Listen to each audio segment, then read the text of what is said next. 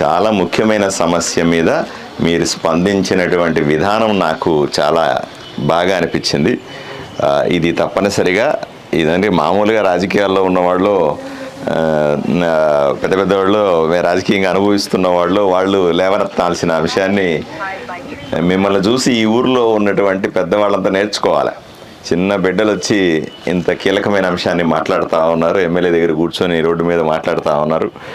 మరి మీరెందుకు స్పందించట్లేదు అని వాళ్ళు నేర్చుకోవాల్సిన అవసరం ఉంది. మిమ్మల్ని అందరినీ కూడా నేను ప్రత్యేకంగా అభినందిస్తున్నా. లీడర్లు ఎవరైతే ఉన్నారో వీళ్ళని కూడా అభినందిస్తా ఉన్నా. పలు అంశాల గురించి నేను అసెంబ్లీలో మాట్లాడినాను. మీకున్న భయం ఏంటంటే మీరు మెడికల్ కాలేజీ గురించి మాట్లాడలేదు. మెడికల్ కాలేజీ గురించి ప్రశ్న ఇచ్చినా ఆ ప్రశ్న సమయానికి అసెంబ్లీకి చేరలేదు. అంటే మనం ఎవరంటే వాళ్ళు లేచి టపటప ఏమంటే మాట్లాడలేం. సార్ మీరు మాట్లాడలేదు అంటే మాట్లాడడం కాదు, అక్కడ ముందుగా స్పీకర్ గారికి మనం ఏం మాట్లాడుతున్నామో చెప్పాలి, ముందుగా ఉత్తరం రూపంలో ఇవ్వాలి, అది లాటరీలో రావాలి, వాళ్ళ అనుమతి పొందాలి, తర్వాతనే మనం మాట్లాడాలి. అట్లా ఎవరి బట్టికి మనం అరుచుకుంటా పోయినాం అనుకోండి అసెంబ్లీలో, అది కూరగాయల మార్కెట్ అవుద్ది, అసెంబ్లీ ఎందుకు అవుద్ది కదా. సో ప్రశ్న ఇచ్చినాను, అది మన దురదృష్టవశాత్తు రాలేదు. సో మళ్ళీ ఈసారి అసెంబ్లీ వచ్చినప్పుడు మళ్ళీ ప్రశ్న ఇస్తాను. అది వస్తే తప్పనిసరిగా మన బాధ, మనందరి బాధను అక్కడ చెప్పుకునే అవకాశం వస్తుంది. అంతేగాని నేను మాట్లాడడానికి ప్రయత్నం జరగలేదనేది మాత్రం అబద్ధం. మీ అందరికీ కూడా అర్థం కావాలి. ఏం బాబు, అర్థమైందనా? అర్థమైందప్ప? రైట్. వచ్చిన అవకాశాలు, ఎందుకంటే అసెంబ్లీలో అందరికంటే ఎక్కువగా మాట్లాడింది నేనే, అందరు ఎమ్మెల్యేల కంటే ఎక్కువ నేను మాట్లాడినా. కానీ ఒక్కొక్కసారి కొన్ని అంశాలు చేతికి వస్తాయి. నేను చెప్పాను, అసెంబ్లీని 11 రోజులు కాదండి 45 రోజులు నడపండి, ఆదోనిలో 45 అంశాలు ఉన్నాయి మాట్లాడాల్సినవి అని చెప్పిన. సో 15 రోజులు 12 రోజులే 11 రోజులే జరిగింది సభ, కాబట్టి 11 రోజులు మాట్లాడినా. ఇక రెండో విషయం, మెడికల్ కాలేజీకి అనుమతి వచ్చింది. కేంద్ర ప్రభుత్వానికి సంబంధించిన డబ్బులు కొంత, రాష్ట్ర ప్రభుత్వానికి సంబంధించిన డబ్బులు కొంత. ఎన్ని కాలేజీలు వచ్చినాయి? 15 మెడికల్ కాలేజీలు రాష్ట్రంలో డబ్బులు వచ్చినాయి, శాంక్షన్ చేయమన్నారు. అన్ని ఊర్లో 15 ఊర్లలో 15 మెడికల్ కాలేజీలు కదా, అంతేనా? 15 మెడికల్ కాలేజీలని పని మొదలుపెట్టినారు. స్థలం తీసుకోవడం, పునాదులు వేయడం, కట్టడం, అనుమతుల కోసం అప్లై చేయడం, ఇవన్నీ చేశారు. 15లో 9 మంది అప్పట్లో ఎమ్మెల్యేలు, అప్పుడు మేము లేను కదా, అప్పుడంతా వైఎస్ఆర్సీపీ ఎమ్మెల్యేలో ఇంకోరో ఉన్నారు. ఇక్కడ కూడా వైఎస్ఆర్సీపీ ఎమ్మెల్యే ఉండే. వీళ్ళు జాగ్రత్తగా ముందుగా జాగ్రత్త పడి టకటగా వచ్చిన డబ్బుల్ని ఖర్చు పెట్టి తొందరగా కట్టేస్తే అయిపోయారు. 15 మంది మెడికల్ కాలేజీల్లో 9 ప్రాంతాల్లో ఉన్నటువంటి ఎమ్మెల్యేలు, అప్పట్లో ఎమ్మెల్యేలుగా ఉన్నవాళ్ళు కొంచెం ఉత్సాహంగా ఉన్నారు. మీలాంటి వాళ్ళందరూ కొంచెం ఉత్సాహంగా ఉన్నవాళ్ళు. వాళ్ళు టకటకా స్థలం తీసుకున్నారు, టకటకా బిల్డింగ్లు కట్టడం మొదలుపెట్టారు, టకటకా టీచర్లు పెట్టుకున్నారు, స్పీడ్గా అయిపోయాయి. ఆదోనిలో అప్పటి ఉన్న ఎమ్మెల్యే ఇక సాయి ప్రసాద్ రెడ్డి అని ఇక్కడ ఎమ్మెల్యే ఉన్నాడు. ఆయన పట్టించుకోవాలా, ఎప్పుడో చూద్దాంలే, ఫస్ట్ అలా చూద్దాం. ఆయన ఉద్దేశం ఏముండే, మెడికల్ కాలేజ్ వస్తాం, ఫస్ట్ చుట్టూ ఉన్నటువంటి భూములను ఆక్రమించుకుందాం, తర్వాత మెడికల్ కాలేజ్ సంగతి అని అనుకున్నాడేమో, మనకు తెలియదు. ఆయన మీరు చూడండి, ఆయన చుట్టుపక్కలంతా కూడా ఆయన వాళ్ళ బంధువులకు సంబంధించిన ఆస్తులే ఉన్నాయి. ఆడ మెడికల్ కాలేజ్ వస్తే చుట్టూ భూముల విలువ పెరుగుతుందా పెరగదా? పెరగదా? పెరుగుతుంది. కాబట్టి ఆయనకు మెడికల్ కాలేజ్ చేయాలనే ఉద్దేశం కాదు. ఆయన ఉద్దేశం ఏంది, చుట్టుపక్కల ఉన్న స్థలాలను ఆక్రమించుకుందాం, విలువ పెరుగుతుంది, డబ్బులు వస్తాయి ఇంటికి అని. దాని మీద దృష్టి పెట్టి మెడికల్ కాలేజ్ మీద దృష్టి పెట్టలే. నేను చెప్పాను కదా, 9 చోట్ల ఎమ్మెల్యేలు యాక్టివ్గా ఉన్నవాళ్ళు, వాళ్ళు టకటకా చేసుకొని కొన్ని చోట్ల 50% పూర్తి చేశారు, కొన్ని చోట్ల 70% కూడా పూర్తి చేశారు. ఆదోనిలో కేవలం 15%. అది తమ్ముడు చెప్పినట్టుగా బిల్డింగ్లు ఫ్రేమ్ వచ్చిందండి, పిల్లర్ వేశారు, ఒక అంతస్తు వరకు ఫ్రేమ్ చేశారు. మెడికల్ కాలేజ్ అంటే బిల్డింగ్ కాదు, అంతే కదా. కాలేజ్ అంటే కాలేజు, మీలాంటి పిల్లలు చదువుకునే హాస్టళ్ళు, క్లాస్ రూములు, దానికి సంబంధించిన హాస్పిటలు, మెస్సులు, లోపల డాక్టర్ చేయాల్సిన చికిత్సకు సంబంధించిన వస్తువులు, కదా. స్కానింగ్ మిషన్ కావాలి, అది కావాలి, ఇది కావాలి, ఆపరేషన్ చేయడానికి టేబుల్ కావాలి, లైట్ కావాలి, ఇవన్నీ పెడితేనే మెడికల్ కాలేజ్ అవుద్ది. అంతేనా? పొట్టిగా బిల్డింగ్ కట్టేస్తే అయిపోద్దా? అవ్వదు. ఆ రకంగా ఇది కేవలం 15% మాత్రమే పూర్తయింది. కొత్తగా ప్రభుత్వం వచ్చింది, చంద్రబాబు నాయుడు గారు ముఖ్యమంత్రి అయినారు. అయిన వెంటనే ఆయన మాకు చెప్పింది ఏమిటి? ఒక్క రూపాయి కూడా ప్రభుత్వం దగ్గర లేకుండా మొత్తం నాకేశారు ఈ వైఎస్ఆర్సీపీ గవర్నమెంట్లో ఉన్నవాళ్ళు. ఒక్క రూపాయి కూడా లేదు ఈ రాష్ట్రాన్ని అభివృద్ధి చేయాలంటే. అప్పులు పోనీ, డబ్బులు లేకపోతే పోయినాయి. 10,35,000 కోట్ల రూపాయలు అప్పు చేశాడు జగన్మోహన్ రెడ్డి. ఎంత? 10,35,000 కోట్ల రూపాయలు. ఒక్కోటి అంటేనే గొప్ప విషయం కదా తల్లి. 10 లక్షల కోట్లు అంటే ఆలోచన నిద్రలో అంతా అప్పు చేశాడు. ఎలా అప్పు చేశాడు? నేను ముఖ్యమంత్రిగా ఉండకపోయినా పర్లేదు, నీ పేరేంటిప్ప? లింగప్ప కడతాడు. నీ పేరేంటి తల్లి? ఉమాదేవి కడుతుంది, నవనీత కడుతుంది, అనురాధ కడుతుంది. మా రాష్ట్రంలో ఉన్న 5 కోట్ల మంది అప్పు తీరుస్తారు అని ఎంత డబ్బులు తెచ్చాడు? అని తెచ్చారు. తెస్తే ఈ రోజున రాష్ట్రంలో ప్రతి వ్యక్తి పేరు మీద, అరుణ పేరు మీద, లింగన్న పేరు మీద, పాప పేరు మీద, ఈ కెమెరాలు తీసుకున్న మీడియా వాళ్ళ పేరు మీద అందరిని ఎత్తిన సుమారుగా 2 లక్షల రూపాయల అప్పు ఉందని మీకు తెలుసా? తెలుసా? నీకు తెలుసా నీ పేరు మీద 2 లక్షల అప్పు ఉందని? నీకు తెలుసా? నీకు తెలుసా లింగన్న? తెలుసా? మరి తెలిసి చెప్పాలి కదా గట్టిగా బిడ్డలకి అందరికీ. నీకు తెలుసా తమ్ముడు? నీకు తెలుసా లీడరు? మీసాలు తిప్పుతో చెప్పాలి కదా, మరి చెప్పాలి కదా తమ్ముడు. నీకు తెలుసా తమ్ముడు? గట్టి కడుతున్నా చెప్పాలి కదా మీరు కదా. ఇంత అప్పు చేశాడు. అప్పుల పాలైపోయింది రాష్ట్రం. డబ్బులు లేవు, ఖజానాలో డబ్బులు లేవు, ఊరంతా అప్పులు.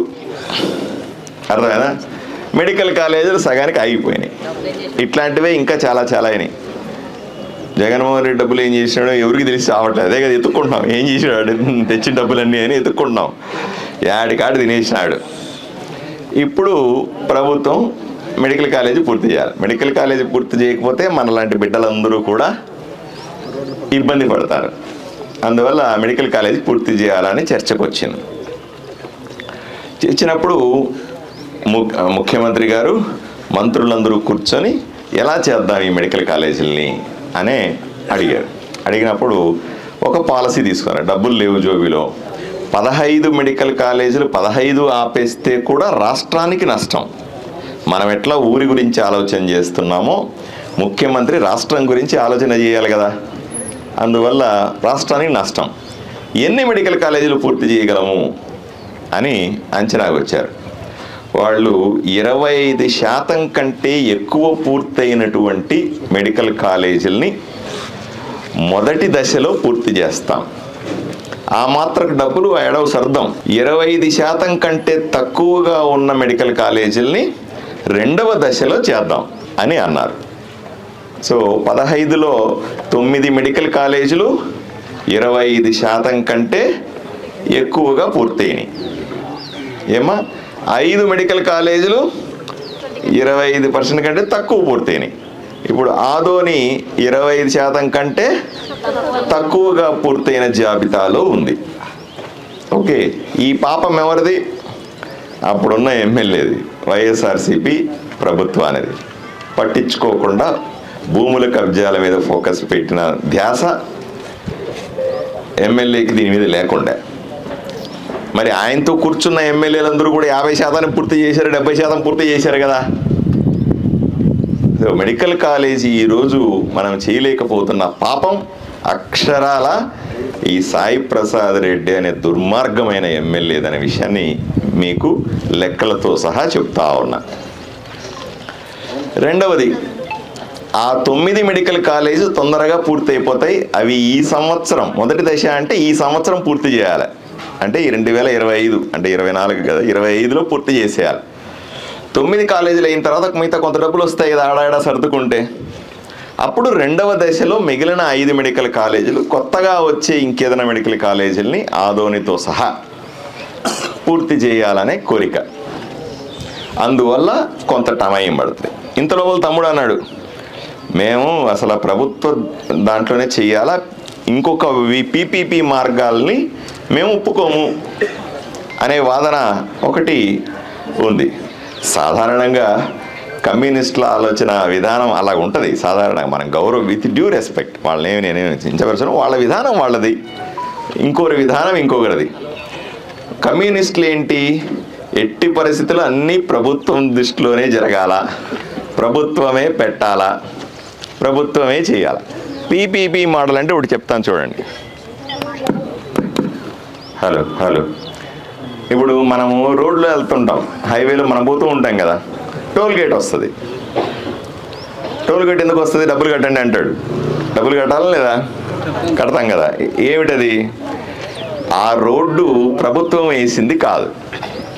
ఆ రోడ్డు కొంత ప్రభుత్వం, కొంత ప్రైవేటు వాళ్ళు వేసి ఆ రోడ్డు నిర్మిస్తే డబ్బులు రాబోయే 20-30 ఏళ్ల పాటు ఆ రోడ్డు మీద తిరిగే కార్లు వరకు కడతాయి. బైకులు, ఆటోలు కట్టనక్కర్లా. ఎవరైతే లగ్జరీలో తిరుగుతూ ఉంటారో వాళ్ళు మాత్రమే కడతారు. బస్సులు కట్టవు, ఆర్టీసీ బస్సులు కట్టవు. అట్లా అది పీపీపీ మోడల్ అంటే ఏంటి?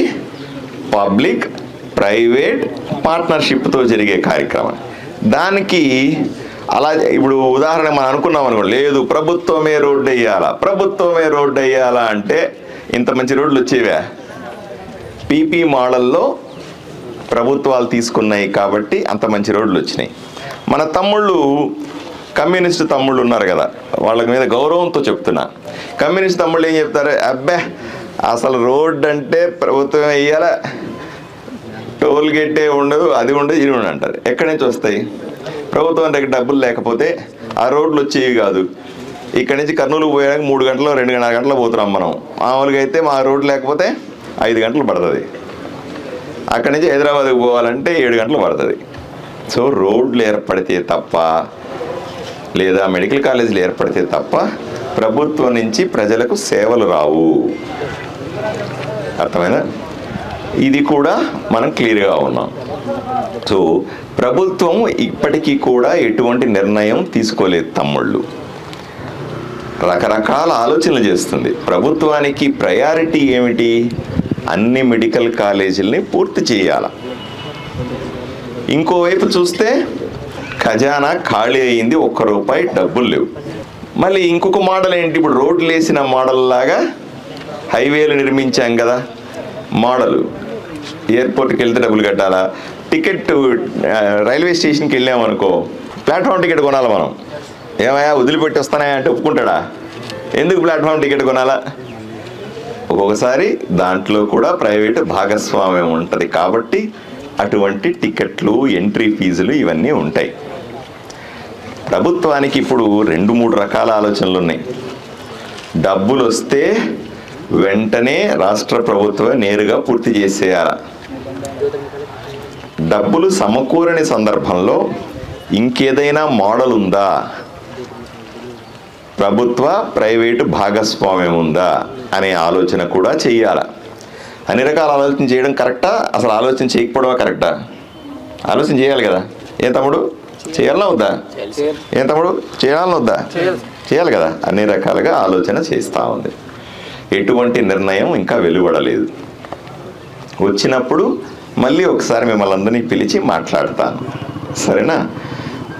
పొరపాటున మీరు అనుకుంటారు, ఏమండి ప్రభుత్వ ప్రైవేటు భాగస్వామ్యంలో వస్తే ప్రజలకు అది మెడికల్ కాలేజ్ కాదా? మెడికల్ కాలేజ్ అది, దాంట్లోనే డబ్బులు వసూలు చేస్తారా? ఎట్టి పరిస్థితుల్లో డబ్బులు వసూలు చేయడానికి వీల్లేదు అని నేను వ్యక్తిగతంగా చెప్పినాను మీ వైపు నుంచి. ఓకేనా? సరేనా? ₹1 కూడా ఎవరి దగ్గర వసూలు చేయడానికి వీల్లేదు. అర్థమైందమ్మా? అది ప్రభుత్వంలో వచ్చిన పీపీ మోడల్లో వచ్చిన డబ్బులు వసూలు చేయడానికి వీల్లేదు. ప్రజలకు ప్రభుత్వ వైద్యశాలలో ఏ విధంగా సేవలు అందుతున్నాయో, ట్రీట్మెంట్లు ఇస్తున్నారో ఇక్కడ కూడా పూర్తిగా ఉచితంగా చేయాలా అనే అంశాన్ని చెప్పాను. కాబట్టి ఆ టెన్షన్ కూడా లేదు మీకు. సో ఎక్కడా కూడా ఆదోనికి నష్టం జరగకుండా, ఎవ్వరూ కూడా డబ్బులు కలెక్ట్ చేయాల్సిన పని లేకుండా వీలైనంత తొందరగా మెడికల్ కాలేజీని మనం పూర్తి చేసుకోవాలి. అంతేనా? అంతేనా తమ్ముడు అంతేనా? ఏమప్పా అంతేనా? ఈ లక్ష్యాన్ని చేరుకుందాం. ఏమి ఇబ్బంది పడాల్సిన అవసరం లేదు. నాకు బాధ అంతా కొల్ల మెడికల్ కాలేజీ పూర్తి కాలేదని, మీరు ఎండలో కూర్చున్నారని నా బాధ.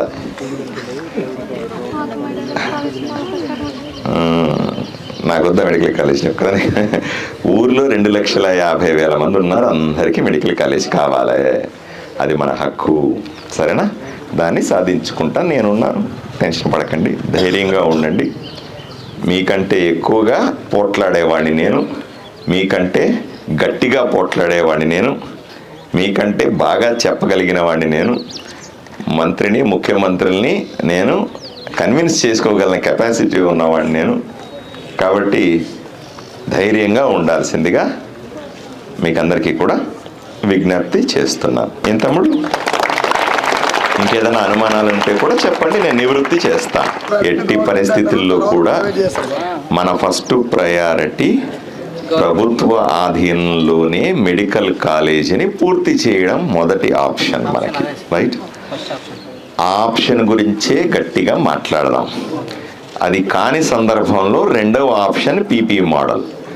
దాంట్లో ప్రైవేటు ప్రభుత్వ భాగస్వామ్యం ఉన్నా దానివల్ల ప్రజల మీద ఎటువంటి భారం పడకుండా, ప్రజల దగ్గర నుంచి డబ్బులు కలెక్ట్ చేయకుండా ప్రభుత్వ వైద్యశాలలో ఏ విధంగా వైద్యం జరుగుతుందో అలాగే ఈ మోడల్లో కూడా వైద్యం జరిగేలాగా ఏర్పాట్లు చేయడం రెండవ ఆప్షన్.